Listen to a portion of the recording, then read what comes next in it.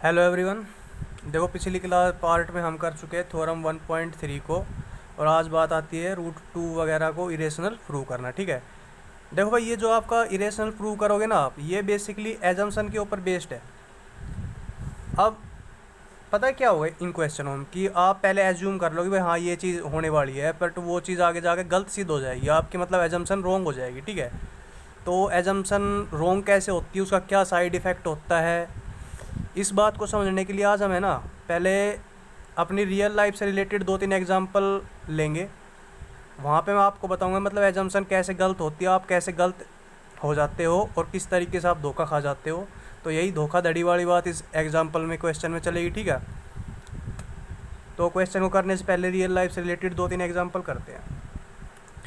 देखो एग्जाम्पल लेता हूँ मैं, अरे चल जा। सपोज कर लो कि ए कोई बंदा था, ठीक है, आपने उसको भाई कंसिडर कर रखा था, मतलब ब्रोदर, कि भाई ये तो मेरा भाई है, ये मेरे को हर उसमें कंडीशन में हेल्प करेगा। ठीक है, बट आगे चल के कुछ टाइम ऐसा आया, जैसे अभी ख़राब टाइम चल रहा है हमारा भी। ठीक है, 17 मई हो चुका, आपको पता है। तो जब टाइम आया ना, तो उसने क्या किया, आपसे धोखा कर दिया। धोखा करा उसने। ठीक है, तो देखो धोखा करा उसने, इसका मतलब क्या है, इसका मतलब सीधा सीधा है, इट मीन्स कि वो आपका भाई नहीं है। वो जो ए है वो आपका भाई नहीं है। देखो भाई होता तो वो धोखा नहीं करता, उसने धोखा किया, इसका मतलब क्या है, इसका मतलब वो भाई नहीं है। अब इस बात का मतलब समझते हो आप कि वो भाई नहीं है, इसका मतलब आपने जो उसके बारे में एजम्पशन कर रखी थी ना, जो आपने मन में उसके बारे में धारणा बना रखी थी कि हाँ ये तो मेरा भाई है, वो धारणा आपकी गलत साबित होगी। अब आपकी धारणा गलत साबित होगी मतलब कि आप गलत साबित हो गए, और आप गलत साबित हो गए, इसका मतलब क्या है, वो आपका भाई नहीं है। तो इस चीज़ को अगर मैं रिटर्न में दूँ कि भाई उसने धोखा दिया, वो आपका भाई नहीं, इसका मतलब क्या है कि आपकी सोच या आपकी एजम्पशन वो क्या होगी, रॉन्ग सिद्ध होगी। ठीक है,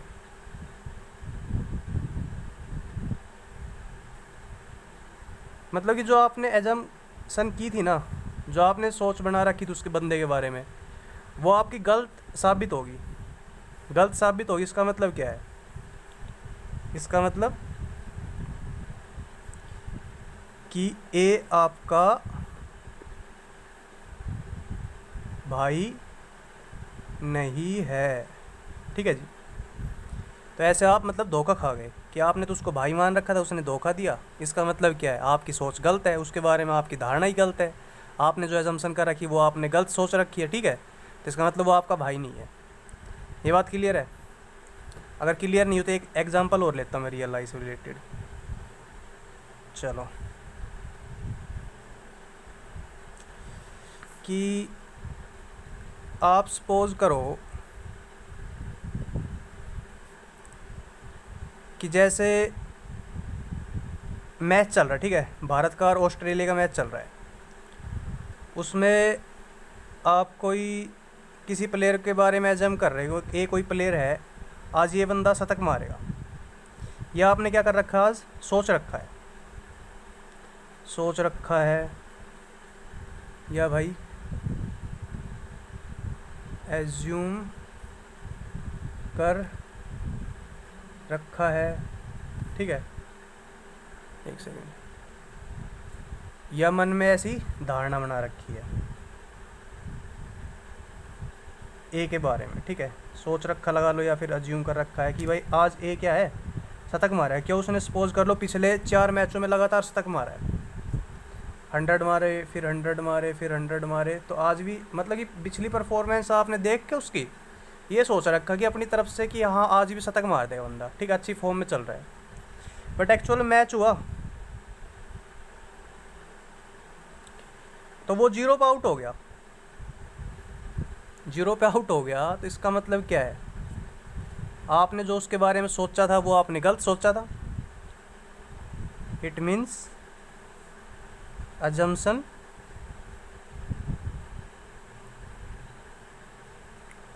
वाज रोंग।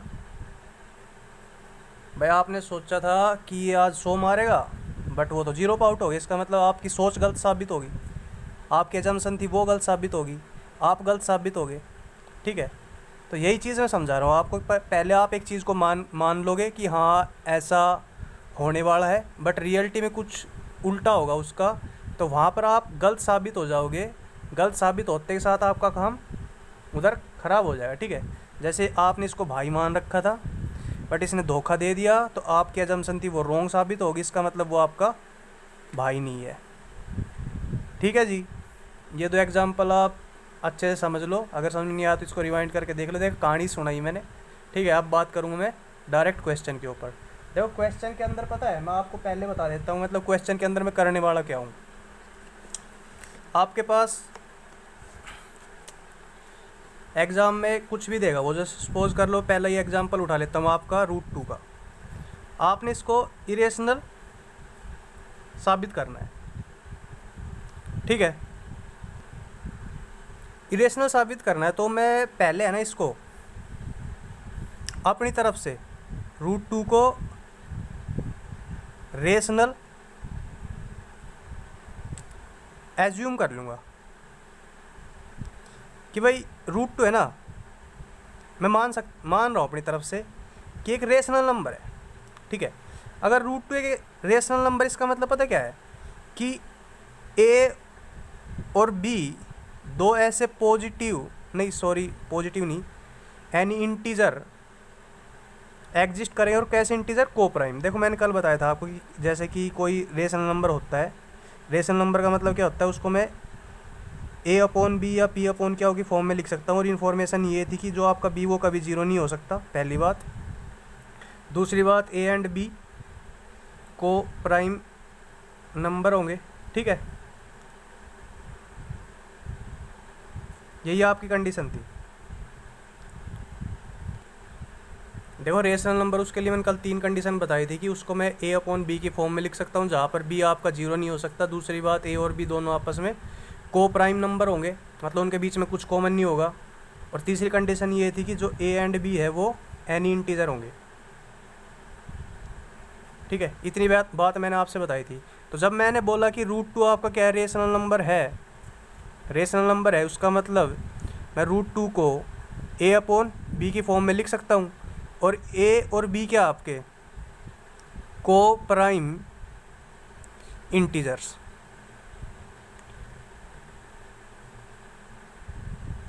ठीक है, मतलब कि a और b ऐसे इंटीजर है जिनके बीच में कुछ भी कॉमन नहीं है। a और b ऐसे इंटीजर है जिनके बीच में कुछ भी कॉमन नहीं है। मैं दोबारा रिपीट करता हूँ कि √2 को मैंने रेशनल मान लिया, तो वहाँ पर a और b दो ऐसे को प्राइम इंटीजर एग्जिस्ट करेंगे कि मैं उसको a/b की फॉर्म में लिख सकूँ। देखो रेशनल नंबर का मतलब क्या होता है, जिसको मैं a/b की फॉर्म में लिख सकूँ। ठीक है, वही आपका रेशनल नंबर होता है। जैसे सपोज कर लो कि मैंने बोल दिया कि a कोई नंबर है, a बड़ा कैपिटल A। ठीक है, ये क्या है, रेशनल नंबर है। तो इसका मतलब सीधा सीधा है कि वहाँ पर p एंड q को प्राइम इंटीजर एग्जिस्ट करेंगे, और इस तरीके से एग्जिस्ट करें कि मैं उनको p/q की फॉर्म में लिखूँ तो मेरे पास a आ जाए। देखो a को मैंने p/q की फॉर्म में लिखा, इसका मतलब a क्या हो गया, रेशनल नंबर। वो बोल के चला a रेशनल नंबर, उसको मैं p/q की फॉर्म में लिख सकता हूँ। p/q की फॉर्म में जब लिखूँ जब p और q एग्जिस्ट करेंगे। तो इसका मतलब देखो, मैं अब एक बात आपसे एक सीधी लाइन कहूँगा, उसको ध्यान से सुनना। वो लाइन ये है कि मतलब कि आपसे बोला गया कि a एक रेशनल नंबर है, तो इसका मतलब सीधा है कि वहाँ पर मैं a को p/q की फॉर्म में लिख सकता हूँ। अब p/q की फॉर्म में तो तब लिखूँगा जब p और q एग्जिस्ट करेंगे। और p और q कब वहाँ पर एग्जिस्ट करने की क्या कंडीशन थी कि p और q ऐसे इंटीजर होंगे कि जिनके बीच में कुछ भी कॉमन नहीं होगा। इसका मतलब पी और क्यू ऐसे को प्राइम इंटीजर एग्जिस्ट करने चाहिए जिनको मैं पी अपॉन क्यू की फॉर्म में लिखूँ तो ए आ जाए, तभी तो ए क्या होगा आपका रेशनल नंबर होगा। क्यों रेशनल नंबर का मतलब उसको मैं अपॉन की फॉर्म में लिख सकता हूँ, ठीक है। इतनी सी बात थी। तो अब मैं दोबारा से वापस इधर आ रहा हूँ कि मैंने क्या कहा कि रूट टू का मैं रेशनल मानूंगा। रूट टू का अगर मैं रेशनल मानूंगा इसका मतलब वहाँ पर ए और बी को प्राइम नंबर इंटीजर एग्जिस्ट करेंगे कि उनको मैं अपॉन की फॉर्म में लिखूँ तो रूट टू आ जाए, क्योंकि अपॉन की फॉर्म में लिखेंगे तभी तो वो रेशनल नंबर होता है, ठीक है। इतनी बात क्लियर है। तो आगे जाके मैं जब इसको सॉर्ट आउट करूँगा ना तो वहाँ पर पता मेरे पास क्या आएगा कि ए एंड बी इनके बीच में टू कॉमन फैक्टर आ जाएगा। क्वेश्चन की बात कर रहा हूँ मैं। इधर तो मैं मान के चल रहा हूँ कि ए और बी को प्राइम इंटीजर है, मतलब इनके बीच में कुछ कॉमन नहीं है, कुछ कॉमन नहीं है। बट आगे जाके मेरे पास रियलिटी में देखो, ये तो मेरी सोच थी, ये तो मेरी एजम्पशन थी भाई। हाँ ऐसा सोचा था मैंने कि हाँ ऐसा है, जैसे उसको मैंने भाई माना था ना, तो इसको मैंने एजम कर लिया कि हाँ रेशनल नंबर है। रेशनल नंबर है मतलब कि उनके बीच में कुछ कॉमन नहीं है। ये मेरी सोच है, एजम्पशन। जैसे ए मेरा भाई था तो अब की बार मैंने क्या सोच लिया कि ए और बी के बीच में कुछ भी कॉमन नहीं है, मतलब वो को प्राइम नंबर है। बट आगे जाकर रियलिटी में उसने धोखा दिया था भाई ने। इधर क्या हो गया, रियलिटी में ए और बी के बीच में दो कॉमन फैक्टर आ गया। ये इसकी क्या है, रियलिटी है। तो रियलिटी क्या है, रियलिटी तो ये है और एजम्पशन ये है, ठीक है। तो इसको एक बार उससे कंपेयर करना कि ए भाई था, रियलिटी में ए भाई नहीं है, इसका मतलब आपकी सोच गलत है। तो वही बात है, आपने मानना क्या था कि कुछ कॉमन नहीं है, बट इधर तो रियलिटी में कुछ कॉमन आ गया। रियलिटी में कुछ कॉमन आ गया, इसका मतलब आपकी एजम्पशन रॉन्ग होगी, मतलब एजम्पशन रॉन्ग होगी। अब एजम्पशन रॉन्ग होगी तो उधर एजम्पशन रॉन्ग हुई थी, तो उसका मतलब क्या आया था कि ए आपका भाई नहीं है। जो आपने माना था उसका उल्टा हो गया रिजल्ट, ठीक है। तो इधर एजम्पशन जब रॉन्ग होगी तो इसका उल्टा रिजल्ट क्या आएगा, मतलब एजम्पशन रॉन्ग होने का मतलब ये है कि वहाँ पर ए एंड बी को प्राइम नंबर एग्जिस्ट करते ही नहीं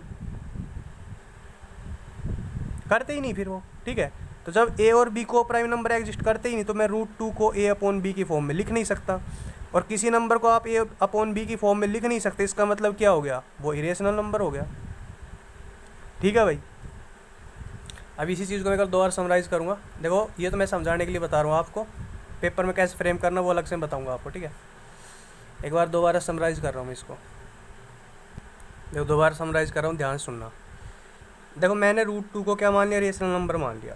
अगर रूट टू एक रेशनल नंबर है तो वहाँ पर ए और बी को प्राइम नंबर ऐसे इंटीजर एग्जिस्ट करेंगे कि मैं उनको अपॉन की फॉर्म में लिखूँ तो मेरे पास रूट टू आ जाए। ये तो आप मान के चल रहे हो, सोच के चल रहे हो कि भाई हाँ ए और बी क्या है, को प्राइम इंटीजर है, मतलब कि ऐसे को प्राइम इंटीजर एग्जिस्ट करेंगे,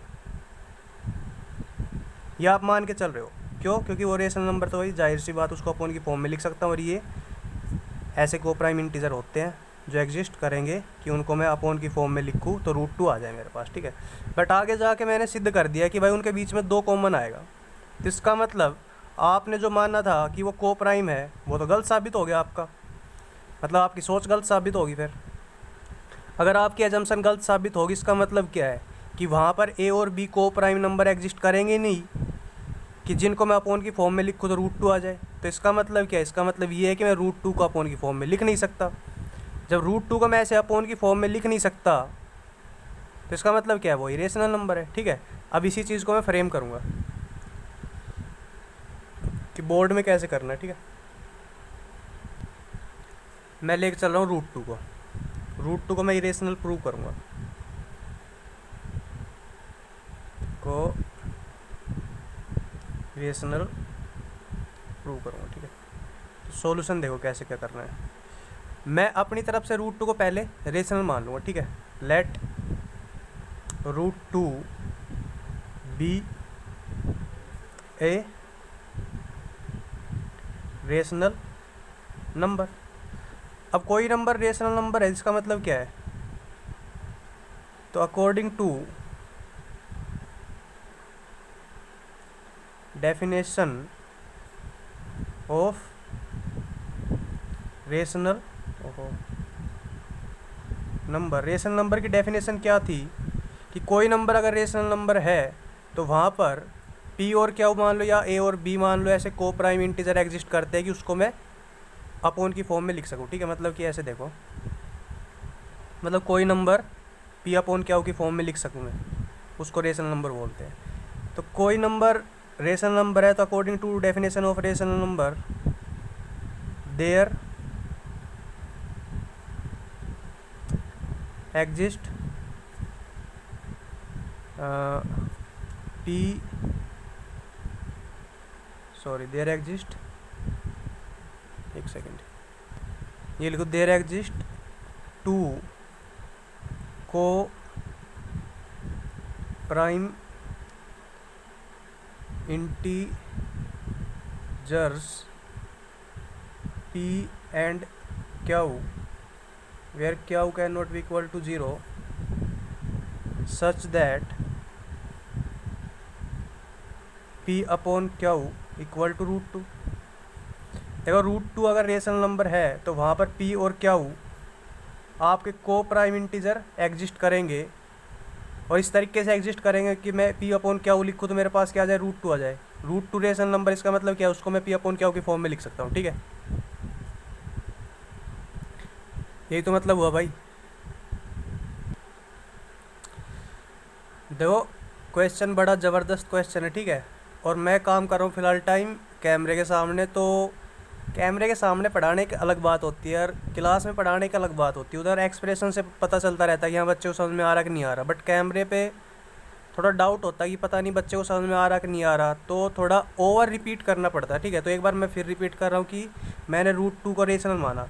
अब रेशनल मान लिया तो मतलब कि पी और क्यू ऐसे नंबर एग्जिस्ट करेंगे, और कैसे वो पी और क्यू क्या होंगे, को प्राइम इंटीजर होते हैं। ठीक है, तो पी और क्यू को प्राइम इंटीजर ऐसे एग्जिस्ट करेंगे कि मैं उनको अपॉन की फॉर्म में लिखूँ तो रूट टू आ जाए, तभी तो रूट टू आपका क्या बनेगा, रेशनल बनेगा। रेशनल नंबर का मतलब ही क्या है, उसको मैं अपॉन की फॉर्म में लिख सकता हूँ। ठीक है, तो ये रेशनल नंबर, इसका मतलब पी और क्यू ऐसे दो को प्राइम इंटीजर एग्जिस्ट कर गए मेरे पास कि मैं अपॉन की फॉर्म में लिखूँगा तो रूट टू आ जाएगा, क्योंकि रूट टू आपका क्या है, क्योंकि आपका root two is a rational number. ये चीज़ आप मान चुके हो, जब रूट टू का आप रेशनल नंबर मानते तो उसको आप और की फॉर्म में लिख सकते हो। ठीक है, इतनी बात क्लियर है। तो अब इधर थोड़ी हल्की सी कैलकुलेशन होगी, उसको ध्यान से देखना। देखो कैलकुलेशन ये है कि मैं इस क्यू को इधर ले गया, ठीक है, तो it implies that p equal to root two times of q. ठीक है, अब मैं पता क्या करूँगा, दोनों तरफ मैं स्क्वायर कर रहा हूँ, ऑन स्क्वेयरिंग बोथ साइड्स। तो अगर मैं दोनों तरफ स्क्वायर करूँ तो इसका मतलब क्या होगा, p square equal to root two का स्क्वायर टू और क्यू का स्क्वायर क्यू स्क्वायर। ठीक है, इतनी बात क्लियर है भाई। इसको आप है ना वन इक्वेशन मान लेना। ठीक है, अब जो मैं बोलूँ ना उसको ध्यान से सुनना है। देखो पी स्क्वायर है वो टू मल्टीप्लाई क्यू स्क्वायर है। ठीक है, तो इसका मतलब वो टू का मल्टीपल है, पी स्क्वायर है मल्टीपल ऑफ टू है। क्यों, टू से किसी नंबर को मल्टीप्लाई करने के बाद वो नंबर चाहे कुछ भी हो, टू से मल्टीप्लाई करने के बाद पी स्क्वायर आ जाएगा। इसका मतलब पी स्क्वायर टू का मल्टीपल है। अगर पी स्क्वायर टू का मल्टीपल है तो टू उसका फैक्टर हो गया, टू उसका फैक्टर भी तो हो गया। जैसे कि मैं ए बोल दूँ, ए बी का मल्टीपल है, ए मल्टीपल ऑफ बी, तो बी इज़ फैक्टर ऑफ ए। ठीक है, ये बात ध्यान रखना आप, इसको पेपर में नहीं करना, समझाने के लिए बता रहा हूँ। तो इधर से आपको दिख रहा है कि हाँ ये इसका मल्टीपल है टू का, तो टू क्या है, इसका फैक्टर है। तो from above it is clear that two, अब ब्रैकेट में लिख देना एक प्राइम नंबर है, प्राइम नंबर टू क्या है, प्राइम नंबर है, two is a factor of p square. तो जब टू पी स्क्वायर का फैक्टर है तो उसको डिवाइड भी करेगा। फैक्टर का मतलब क्या होता है, डिवाइड करने वाला। ठीक है, तो आप यहाँ पे लिखोगे अलग से, बिल्कुल अलग अगले पैराग्राफ में इट मीन्स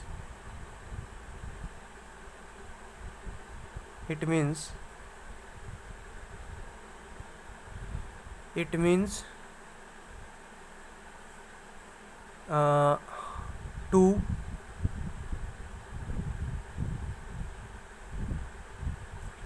एक सेकेंड यहाँ पे लिखोगे आप, it means prime number 2 will divide P square. जब 2 p² का फैक्टर है, इसका मतलब 2 उसको डिवाइड करेगा। अब 2 क्या है, एक प्राइम नंबर है, तो आप ये लिखोगे मतलब कि prime number 2 will divide p²। ठीक है। और अभी आपने थ्योरम 1.3 पढ़ी हो तो बच्चे उधर क्या था कि कोई प्राइम नंबर अगर एक इंटीजर के स्क्वायर को डिवाइड करता है तो वो प्राइम नंबर उस इंटीजर को भी डिवाइड करता है। ठीक है, क्यों करता है, क्योंकि वो प्राइम नंबर उस इंटीजर के प्राइम फैक्टर में से ही एक होता है। ठीक है, अभी इस चीज़ को मैं बार बार रिपीट नहीं करूँगा। आप जो थ्योरम मैंने कराई थी उसको आप दिमाग के अंदर दोबारा रिकॉल करो। उधर क्या था कि एक प्राइम नंबर था, वो किसी के स्क्वायर को डिवाइड कर रहा था, तो इसका मतलब वो उसी के प्राइम फैक्टर का एक नंबर था। ठीक है, उसी के प्राइम फैक्टर में से था वो। फलस्वरूप मतलब रिजल्ट हमारे पास क्या आ रहे थे कि वो आपका प्राइम नंबर अगर a² को डिवाइड कर रहा था तो वो a को भी डिवाइड कर रहा था। तो वही सेम कंडीशन इधर आ गई कि प्राइम नंबर 2 है ना जो आपका, वो p² को डिवाइड कर रहा है। इसका मतलब इट मीन्स जो आपका 2 है ना, 2 प्राइम नंबर 2, ये लिख देना prime number 2 will also divide p। ठीक है भाई, बिल्कुल यही लिखना आपने पेपर में कि प्राइम नंबर 2 p² को डिवाइड करके, इसका मतलब जो प्राइम नंबर 2 है वो p को भी डिवाइड करेगा। ठीक है, इतनी बात क्लियर है। क्यों करेगा, वो थ्योरम के हिसाब से। और इधर आप मेंशन कर देना ब्रैकेट लगा के, because of according to theorem 1.3। आप ये लिखोगे ना कि 1.3 के अकॉर्डिंग, तो समझ जाएगा कि हाँ आपने क्या लॉजिक लगाया। ठीक है, तो अभी आपको पता चल गया कि 2 है ना वो p को डिवाइड करेगा, तो इसका मतलब 2p का फैक्टर है। 2p का फैक्टर है, इसका मतलब p 2 का मल्टीपल है। बात थोड़ी घुमाई है मैंने। अगर मैं सीधी एक बात में कहूँ तो ये समझ लो आप कि 2 p को डिवाइड करेगा, इसका मतलब p 2 का मल्टीपल है। ठीक है, तो इसका मतलब अगर p 2 का मल्टीपल है ना, तो मैं p को 2 के साथ कुछ नंबर आप सपोज कर लो अपनी तरफ से c, भाई c नंबर को मैं 2 से मल्टीप्लाई करूँ तो मेरे पास क्या आ जाना चाहिए, p आ जाना चाहिए। क्यों, p 2 का मल्टीपल है, 2p का फैक्टर है और p 2 का मल्टीपल है। ठीक है, इतनी बात क्लियर है। इसको आप ए इक्वेशन मानोगे। एक बार मैं फिर रिपीट कर देता हूँ कि उसने कहा कि p 2 को डिवाइड करेगा, इसका मतलब 2p का फैक्टर है और p 2 का मल्टीपल है। p 2 का मल्टीपल है तो इसका मतलब मैं p को ऐसे लिख सकता हूँ कि 2 को के साथ सम नंबर मल्टीप्लाई करके लिख दूँ। ठीक है, इतनी बात क्लियर है। अब आगे चलो, देखो अब आगे क्या करना है। जो हमारी ये इक्वेशन आई ना, ए इक्वेशन, इसको मैं जो इक्वेशन 1 थी ना उसके अंदर सब्स्टिट्यूट करूँगा। मतलब कि इधर से p की वैल्यू उठाऊँगा ये वाली, और यहाँ पर इसको पुटअप कर दूँगा। ठीक है, तो क्या लिखूँगा, ऑन पुटिंग इक्वेशन ए या on putting value of p from equation A, p की वैल्यू a से उठा के मैं फर्स्ट में रखूँगा। ठीक है, on putting value of p from a into equation 1। तो जब आप इधर से वैल्यू उठा के इसके अंदर रखते हो ना, तो आपके पास पता क्या आएगा, इधर p की वैल्यू कितनी है 2c, उधर पी का क्या चल रहा है, स्क्वायर, ठीक है। तो इसका मतलब क्या हो गया, 2c का स्क्वायर कितने के बराबर हो गया, 2 क्या स्क्वायर। और 2c का स्क्वायर मतलब कि 2 का स्क्वायर और c का स्क्वायर, ये क्या हो गया, 2 का स्क्वायर क्या का स्क्वायर, एक 2 से एक 2 कैंसिल आउट हो गया। तो यहाँ से आपके पास पता है क्या आया कि 2c